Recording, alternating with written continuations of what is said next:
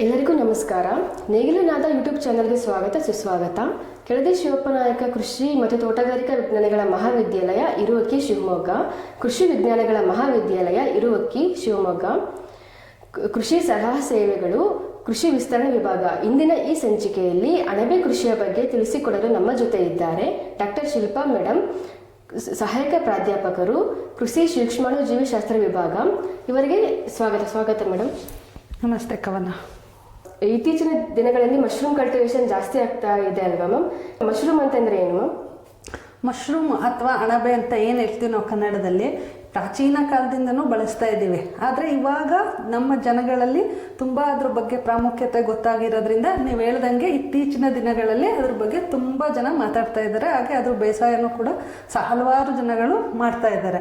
ಏನಕ್ಕೆ ಅಂದರೆ, ಮೊಟ್ಟ ಮೊದಲನೇದಾಗಿ ಮಶ್ರೂಮ್ ಅಥವಾ ಅಣಬೆ ಅಂತಂದರೆ ಅದೊಂದು ಶಿಲೇಂಧ್ರಿಯ ಜಾತಿ, ಫಂಗಸ್ ಅಂತ ಏನು ಹೇಳ್ತೀವಿ, ಅದರಲ್ಲಿ ಬರೋಂಥ ಬೆಸಿಡೋಮೈಸಿಟಿಸ್ ಫ್ಯಾಮಿಲಿಗೆ ಸೇರತಕ್ಕಂಥ ಒಂದು ಪ್ರಭೇದ ಅದು. ಮ್ಯಾಮ್, ಮಶ್ರೂಮ್ ಇವಾಗ ಜಾಸ್ತಿ ಬಳಕೆ ಆಗ್ತಿದೆ, ಅದರ ನ್ಯೂಟ್ರಿಟಿವ್ ವ್ಯಾಲ್ಯೂ ಬಗ್ಗೆ ತಿಳಿಸಿಕೊಡಿ ಮ್ಯಾಮ್. ಮುಖ್ಯವಾಗಿ ಅದರಲ್ಲಿ ಏನು ಪೋಷಕಾಂಶಗಳ ಬಗ್ಗೆ ಹೇಳಬೇಕು ಅಂದರೆ, ಯಾಕೆ ಅದು ಇತ್ತೀಚಿನ ಜನಗಳಲ್ಲಿ ತಿನ್ನಲಿಕ್ಕೆ ಅದು ತುಂಬ ಸೂಕ್ತವಾಗಿದೆ ಅಂತ ಯಾಕೆ ಹೇಳ್ತಾ ಇದ್ದಾರೆ ಅಂದರೆ, ನಮ್ಮ ಆರೋಗ್ಯದ ಹಿತದೃಷ್ಟಿಯಿಂದ.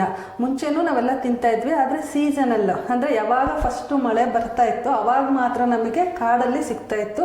ಅದು ಗುರುತಿಸೋದು ಕಷ್ಟ ಆಗಿತ್ತು.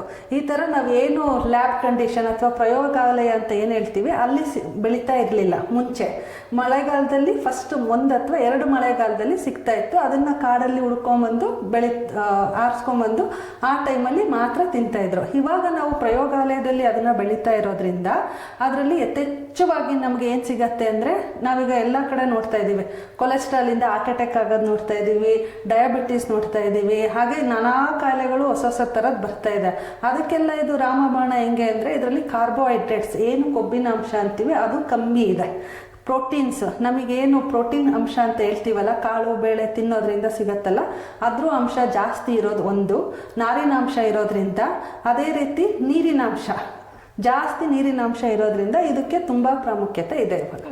ಮ್ಯಾಮ್, ಈ ಅಣಬೆನ ನಾವು ಮನೆಯಲ್ಲಿಯೇ ಸುಲಭ ಬಳಕೋಬಹುದಾ? ಅದಕ್ಕೆ ನಾವು ಯಾವ್ಯಾವ ಸಾಮಗ್ರಿಗಳು ಬಳಸ್ಕೊಂಡು ಹೆಂಗೆ ಬೆಳೆಸ್ಬೋದು ಅಂತ ಸ್ವಲ್ಪ ಹೇಳಿ ಮ್ಯಾಮ್. ಖಂಡಿತವಾಗೂ ಬೆಳಿಬೋದು. ಈಗ ನಾವು ಯಾವುದೇ ಒಂದು ಕೃಷಿಗೆ ಸಂಬಂಧಪಟ್ಟ ಬೆಳೆಗಳನ್ನ ಬೆಳಿಬೇಕು ಅಂದರೆ ಮುಖ್ಯವಾಗಿ ನಮಗೆ ಜಾಗ ಬೇಕು, ಭೂಮಿ ಬೇಕು. ಇವಾಗ ನಮಗೆಲ್ಲ ಗೊತ್ತಿರೋಂಗೆ ಏನಾಗ್ತಾ ಇದೆ, ಸೈಟ್ಗಳು ಕನ್ವರ್ಟ್ ಆಗ್ತಾ ಇದೆ. ಹಾಗಾಗಿ ನಮಗೆ ಆ ಥರ ಬೆಳೆ ಬೆಳಿಬೇಕು ಅಂದರೆ ಭೂಮಿ ಸಿಗೋದು ಕಮ್ಮಿ ಆಗಿರೋದ್ರಿಂದ ಇದನ್ನು ನಾವು ಮನೆಯಲ್ಲೇ ಬೆಳ್ಕೋಬೋದು. ಒಂದು 10 by 10 ಮೀಟ್ರ್ ಜಾಗ ಇದ್ರೂ ನಾವು ಖಂಡಿತವಾಗೂ ನಾವು ಮನೆಯಲ್ಲೇ ಬೆಳ್ಕೊಂಡು, ನಮಗೆ ಅಟ್ಲೀಸ್ಟ್ ನಾವು ಮಾರಕ್ಕಲ್ಲದೆ ಇದ್ರೂ ನಮ್ಮ ಆರೋಗ್ಯ ಹಿತದೃಷ್ಟಿಯಿಂದ ನಮಗೆ ಯಾವ ಥರ ಬೇಕೋ ಅದನ್ನು ಬೆಳ್ಕೋಬೋದು. ಅದಕ್ಕೆ ಮುಖ್ಯವಾಗಿ ಬೇಕಾಗಿರೋದು ಅಂದರೆ ಅಣಬೆ ಬೀಜ, ಏನು ಸ್ಪಾನ್ ಅಂತ ಕರಿತೀವಿ, ಅಣಬೆ ಬೀಜ. ಅದು ತೋಟಗಾರಿಕೆ ಇಲಾಖೆಗಳಲ್ಲಿ ಸಿಗುತ್ತೆ, IIHR ಸಿಗುತ್ತೆ, ಹಾಗೆ ಕೃಷಿ ವಿಜ್ಞಾನಗಳಲ್ಲೂ ಸಿಗುತ್ತೆ, ಕೆಲವು ಪ್ರೈವೇಟ್ ಕಂಪ್ನೀಸ್ಗಳು ಇದೆ. ಆ ಸ್ಪಾನನ್ನು ನೀವು ತೊಗೊಂಬಂದರೆ ಆಮೇಲೆ ನಿಮ್ಮ ಹತ್ರ ಹುಲ್ಲು, ಒಣ ಹುಲ್ಲು ಏನು ಹೇಳ್ತೀವಲ್ಲ, ಅದು ಭತ್ತದಲ್ಲಿ ಹುಲ್ಲಿದ್ರೆ ತುಂಬ ಸೂಕ್ತ. ಅದನ್ನು ನಾವು ಸ್ವಲ್ಪ ನೀರು, ನಾವು ಹೆಂಗೆ ಹಾಲು ಕಾಯಿಸಿ ಪಾಶ್ಚರೀಕರಣ ಮಾಡ್ತೀವಲ್ಲ ಅದೇ ರೀತಿಯಾಗಿ ನಾವು ಹುಲ್ಲನ್ನು ಫಸ್ಟು ತೊಗೊಂಬಂದು 1.5 ಇಂದ 2 ಇಂಚನ್ನು ಕಟ್ ಮಾಡಿಬಿಟ್ಟು ಅದನ್ನು ನೀರಲ್ಲಿ ನೆನೆ ಇಡಬೇಕು 1 ದಿವಸ. ಅದಕ್ಕೆ ತದನಂತರದಲ್ಲಿ ಆ ನೀರನ್ನು ಸೋಸಿ 1-1.5 ಗಂಟೆ ಬಿಸಿ ನೀರಲ್ಲಿ ಕುದಿಸ್ಬೇಕು. ಕುದಿಸಿ ಆ ತೇವಾಂಶ ಒಂದು 70-80% ತೇವಾಂಶ ಹುಲ್ಲಿನಲ್ಲಿರೋಷ್ಟು ನಾವು ಹುಲ್ಲನ್ನ ತೇವಾಂಶ ಹಿಡಿದಿಟ್ಕೊಳ್ಳೋಂಗೆ ಇರಬೇಕು. ಆಮೇಲೆ ಒಂದು ಅಳತೆ ಪ್ಲಾಸ್ಟಿಕ್ ಕವರ್ ಬರುತ್ತಲ್ಲ, ಅದು ಪ್ಲಾಸ್ಟಿಕ್ ಕವರ್ನ ತೊಗೊಂಡು ಅದನ್ನು ಪದ್ರವಾಗಿ ಹುಲ್ಲು, ಫಸ್ಟ್ ಪದ್ರ ಹುಲ್ಲು ಹಾಕಬೇಕು, ಆಮೇಲೆ ಅದ್ರ ಸುತ್ತ ಅಣಬೆ ಬೀಜ ಹಾಕಬೇಕು. ಇದೇ ಥರ ಒಂದು 5-6 ಪದ್ರನ ಮಾಡಿಬಿಟ್ಟು ಅದನ್ನು ನೀಟಾಗಿ ಯಾವುದೇ ರೀತಿ ಕ್ರಿಮಿಕೀಟ ಬರದೇ ಇರೋ ಜಾಗದಲ್ಲಿ ಅದನ್ನು ಒಂದು 15 ದಿವಸ ಇಡಬೇಕು. ಹೀಗೆ ಅಂದರೆ ಡಾರ್ಕ್ ಕಂಡೀಷನ್ನು, ಕತ್ತಲೆ ಕೋಣೆಯಲ್ಲಿ ಒಂದು 15 ದಿವಸ ಇಡಬೇಕು. ಆವಾಗ ಈ ಶಿಲೀಂಧ್ರಿಯ ಏನಿರುತ್ತೆ ಆ ಕವರಲ್ಲಿ ನಿಮಗೆ ಪೂರ್ತಿಯಾಗಿ ಬಿಳಿ ಬಣ್ಣಕ್ಕೆ ತಿರುಗತ್ತೆ. ಆವಾಗ ನಾವು ಆ ಮಧ್ಯೆ ಕವರಲ್ಲಿ ಅಲ್ಲಲ್ಲೇ ತೂತ ಮಾಡಿರ್ತೀವಿ, ಅದನ್ನು ತೆಗೆದುಬಿಟ್ಟು ಆ ಬಿಳಿ ಶಿಲೀಂಧ್ರಿಯ ಆದಮೇಲೆ ಒಂದು 15 ದಿವಸದಿಂದ ಬೆಳಕಿಗೆ ತಂದು ಇಡಬೇಕು. ಆಮೇಲೆ ದಿನ 3-4 ಸಲ ನೀರನ್ನು ಸಿಂಪರಣೆ ಮಾಡ್ತಾ ಇರಬೇಕು. ನಿಮಗೆ ಅದು ಮೊಳಕೆ ಹೊಡೆಯೋಕ್ಕೆ ಸ್ಟಾರ್ಟ್ ಆಗುತ್ತೆ.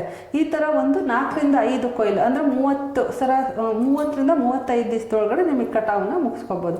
ಒಂದು ಸಲ ನೀವು ಕಟಾವು ಮಾಡ್ತೀರಾ ಅಂತಂದರೆ ಒಂದು 100ರಿಂದ 150 ಗ್ರಾಮ್ ಸಿಗುತ್ತೆ. ನೋಡಿದ್ರಲ್ಲ ನೋಡಿದಿರಲ್ಲ ವೀಕ್ಷಕರೇ, ಅಣಬೆ ಕೃಷಿಯನ್ನು ನಾವು ಮನೆಯಲ್ಲಿಯೇ ಹೇಗೆ ಬೆಳೆದುಕೊಳ್ಳಬಹುದು, ಹಾಗೆ ಅಣಬೆ ಎಂಬುದು ಒಂದು ಪ್ರೋಟೀನ್ ಕಣಜ ಎಂಬುದನ್ನು ತಿಳಿಸಿಕೊಟ್ಟ ಶಿಲ್ಪಾ ಮೇಡಮ್ ರವರಿಗೆ ಧನ್ಯವಾದಗಳು. ಇನ್ನು ಹೆಚ್ಚಿನ ಮಾಹಿತಿಗಾಗಿ ಈ ಕೆಳಗಿನ ದೂರವಾಣಿ ಸಂಖ್ಯೆಗೆ ಸಂಪರ್ಕಿಸಿ. ಧನ್ಯವಾದಗಳು.